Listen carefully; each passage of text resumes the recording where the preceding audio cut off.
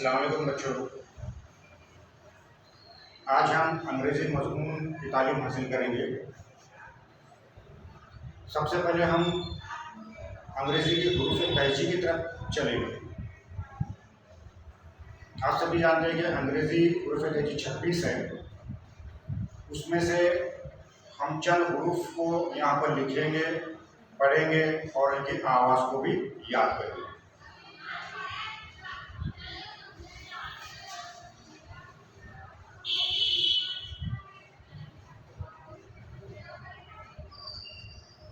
A, B, C, D, E।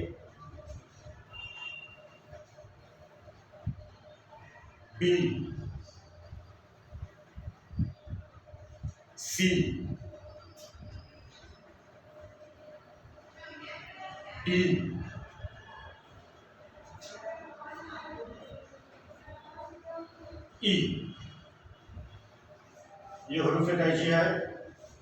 बाकी के हुरूफ़ हम आइंदा क्लास में याद करेंगे। अब इनकी आवाज़ के तरफ हम ध्यान देंगे।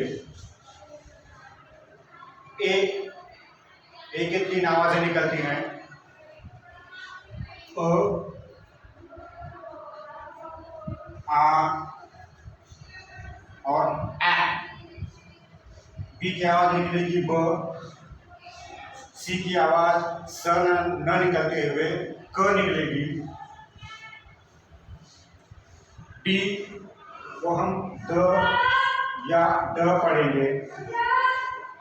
ई को ए पढ़ेंगे।